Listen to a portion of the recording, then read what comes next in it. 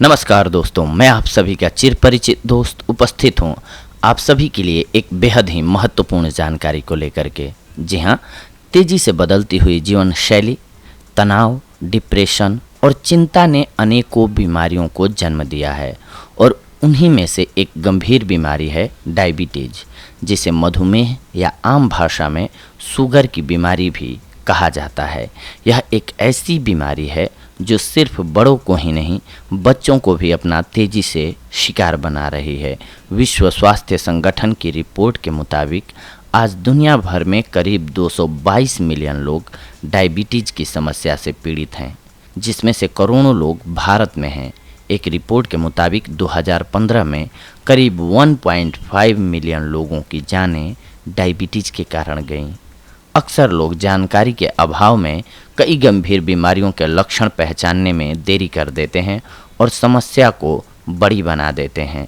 तो आइए आज के हमारे इस वीडियो के माध्यम से डायबिटीज के कारण, लक्षण और प्रकार के बारे में हम आपको बताएंगे। आपकी जानकारी के लिए ये उपयोगी साबित हो सकते हैं। आइए सबसे पहले हम सभी जानते हैं कि डायबिटीज है क्या चीज़, मधुमेह क्या होता है। जब हमारे शरीर की अग्नाशय में इंसुलिन का स्राव कम हो जाने के कारण खून में ग्लूकोज स्तर सामान्य से अधिक बढ़ जाता है, तो उस स्थिति को डायबिटीज कहा जाता है। इंसुलिन एक हार्मोन है जो पाचक ग्रंथि द्वारा बनता है और जिसकी ज़रूरत भोजन को एनर्जी के रूप में बदलने की होती है। इस हार्मोन के बिना हमारा शरीर शुगर की मात्रा को कंट्रोल नहीं कर पाता है। इस स्थिति में हमारे शरीर को भोजन से ऊर्जा लेने में काफ़ी कठिनाई होती है। जब ग्लूकोज का बढ़ा हुआ लेवल हमारे रक्त में लगातार बना रहता है, तो यह शरीर के कई अंगों को नुकसान पहुंचाना शुरू कर देता है, जिसमें आँखें, मस्तिष्क, हृदय, धमनियाँ और गुर्दे प्रमुख रूप से हैं। अब आइए जानते हैं हम सभी डायबिटीज़ के प्रकार के बारे में। वैसे तो डायबिटीज़ के 6 प्रकार हैं, लेकिन 80 से 90% लोग डायबिटीज़ के 2 प्रकार से सबसे ज़्यादा पीड़ित होते हैं। यह है टाइप 1 डायबिटीज़ और टाइप 2 डायबिटीज़। टाइप 1 डायबिटीज़ के बारे में जानते हैं। इस प्रकार की डायबिटीज़ ज़्यादातर छोटे बच्चों या 20 साल के नीचे तक के लोगों में पाई जाती है। जब हमारी अग्नाशय इंसुलिन नहीं बना पाती, तब टाइप 1 डायबिटीज़ की शुरुआत होती है। इसमें रोगी को अपने खून में ग्लूकोज का लेवल नॉर्मल बनाए रखने के लिए समय समय पर इंसुलिन के इंजेक्शन लेने पड़ते हैं। टाइप 2 डायबिटीज़ में शरीर के अंदर इंसुलिन का निर्माण तो होता है, पर वह शरीर की आवश्यकता के अनुसार नहीं होता। दुनिया भर में सबसे ज़्यादा लोग इसी प्रकार के मधुमेह से पीड़ित हैं। यह आनुवंशिक भी हो सकती है और मोटापे के कारण भी हो सकती है। अब जानते हैं डायबिटीज़ के लक्षणों को। डायबिटीज़ के अनेक लक्षण हैं, जिसमें से कुछ एक प्रमुख हैं जिन्हें हम आपको बता रहे हैं। अगर किसी इंसान को इनमें से ज़्यादातर लक्षण दिखाई दें तो तुरंत जांच करवानी चाहिए, जैसे कि बार बार पेशाब आना, आँखों की रोशनी कम होना, ज़्यादा प्यास लगना, कमजोरी महसूस होना, कोई भी चोट या जख्म देरी से भरना, रोगी के हाथों, पैरों और गुप्तांगों पर खुजली वाले जख्म होना, स्किन पर बार बार इन्फेक्शन होना और बार बार फोड़े फुंसियाँ निकलना, भूख ज़्यादा लगना, ज़्यादा खाना खाने के बाद भी रोगी का भार कम होना, चक्कर आना और हृदय गति अनियमित होने का खतरा, किडनी खराब होना, ये प्रमुख लक्षण हैं। इसके बाद जानते हैं हम डायबिटीज़ के कारणों के बारे में। सबसे पहले तो आनुवंशिक। डायबिटीज़ एक आनुवंशिक रोग है, यानी अगर किसी के माता पिता को डायबिटीज़ है तो उनके बच्चों को भी मधुमेह होने की संभावना ज़्यादा होती है। खान पान और मोटापा इसका एक प्रमुख कारण होता है।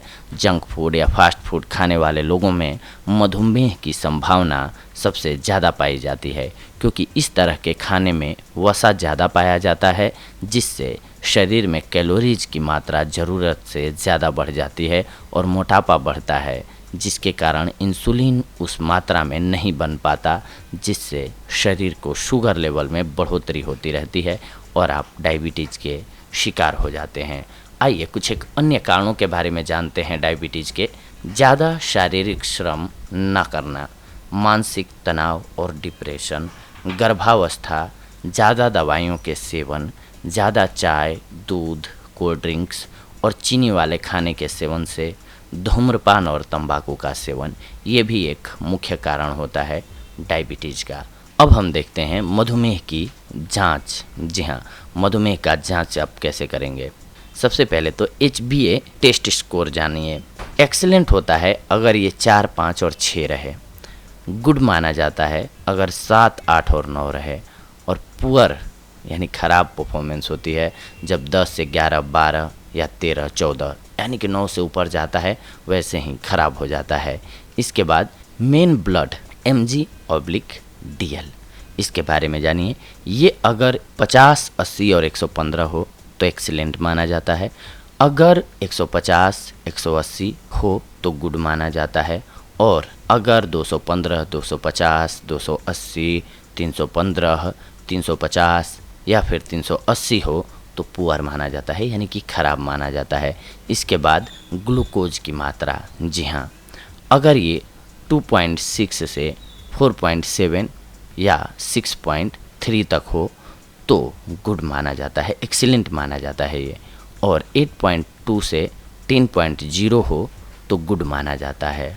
इसी के साथ अगर 11.9, 13.7, 15.6, 17.4, 19.3, 20.1 या इससे ज़्यादा हो तो पुअर माना जाता है। मधुमेह की जांच के लिए मूत्र या खून की जांच की जाती है, जिसके जरिए शरीर में शुगर की मात्रा का पता लगाया जाता है। डायबिटीज़ की जांच को 2 हिस्सों में बांटा जाता है, खाली पेट और खाना खाने के बाद। सबसे पहले खाली पेट के बारे में जानते हैं। खाली पेट खून में शुगर की 80 से 120 mg/dl तक की मात्रा एक नॉर्मल इंसान में पाई जाती है।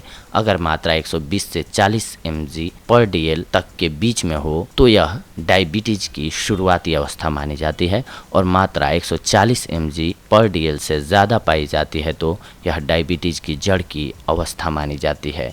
इसी तरह से खाना खाने के 2 घंटे बाद अगर खून की जांच में शुगर लेवल 120 से 125 mg/dl से कम पाया जाता है तो यह सामान्य है। और अगर इसकी मात्रा 145 mg/dl है तो यह डायबिटीज़ की निशानी है। अब मधुमेह के इलाज और बचाव के बारे में जानते हैं। अगर आप गंभीर रूप से या काफ़ी समय से मधुमेह से पीड़ित हैं तो बिना किसी डॉक्टर की सलाह के कोई कदम न उठाएं। अगर किसी व्यक्ति को मधुमेह की शुरुआती लक्षण है तो बचाव के लिए वह कुछ तरीकों को आजमा सकते हैं। डायबिटीज़ का एक कारण चिंता या तनाव भी है, इसीलिए जितना हो सके उतना तनाव न लें। इसके लिए आप एक्सरसाइज या मेडिटेशन भी कर सकते हैं। जितना हो सके उतना फिजिकल वर्क करें, अच्छी नींद लें, साथ ही अपने वज़न को कंट्रोल में रखें। जितना हो सके उतनी बैलेंस डाइट यानी कि हरी साग सब्जियाँ, अनाज, दालें ये सब लें खाने में। फास्ट फूड, घी, तेल से बनी हुई चीज़ें, ज़्यादा मीठी चीज़ें या फैट वाले भोजन काफ़ी कम खाएं। साथ ही मीठे फलों और जूसों से भी परहेज करें। इसमें आम, लीची, केला, अंगूर, चीकू, शरीफा शामिल हैं, जिन्हें आपको नहीं खाना चाहिए।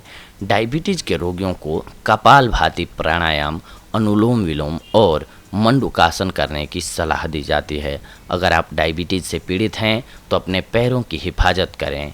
चोट से बचाव के लिए नंगे पैर न चलें। साथ ही अगर चोट लगे तो नज़रअंदाज बिल्कुल न करें, क्योंकि ऐसी स्थिति में इन्फेक्शन फैलने की संभावना ज़्यादा होती है।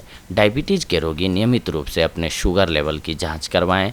साथ ही पैरों में सुन्नपन आने को चेतावनी के रूप में लें। आइए अब हम सभी जानते हैं कि शुगर का इलाज कैसे करते हैं और किन औषधियों के द्वारा आप शुगर का पूर्ण इलाज कर सकते हैं। मेथी दाना 100 ग्राम। जी हाँ दोस्तों, मेथी दाना 100 ग्राम, सौंफ 50 ग्राम, काली जीरा 25 ग्राम। अब इन तीनों को ले लीजिए दोस्तों और तीनों को अच्छे तरीके से साफ कर लीजिए। साफ करने के बाद इसे धूप में सुखा लें। जब धूप में अच्छी तरह से सूख जाए तब आपको करना क्या है कि इसे मिक्सी में या कैसे भी बारीक पीस लेना है दोस्तों, ताकि ये चूर्ण बन जाए। जब ये चूर्ण बन जाएगा तो इसको इकट्ठा रख लें। अब शाम को खाना खाने वगैरह के बाद आप जब सोने जाते हैं उससे पहले हल्का गुनगुना पानी कर लीजिए और उसके साथ 1 चम्मच इसके मिश्रण को यानी कि इस चूर्ण को ले लीजिए और सो जाइए। फिर सुबह जगकर आप अपने दैनिक क्रिया से निपटने के बाद आप ले लीजिए वापस 1 चम्मच जीरा, वैसे ही कुनकुने पानी के साथ मेथी दाना, सौंफ और काले जीरा का चूर्ण आप ले लीजिए। इसके बाद जो मुख्य सावधानी आपको बरतनी है दोस्तों इसके साथ, वो ये है कि आप जब भी ये चूर्ण लें तो उसके 45 मिनट तक आप कुछ भी अन्न या कुछ भी ना खाएं तो सबसे बेहतर होगा। खासकर चावल, कोई भी फास्ट फूड या तली हुई चीज़ें या जूस या शुगर जिसमें भी मिला हुआ हो वो खाद्य पदार्थ आप ना खाएं तो आपके लिए सबसे ज़्यादा बेहतर होगा।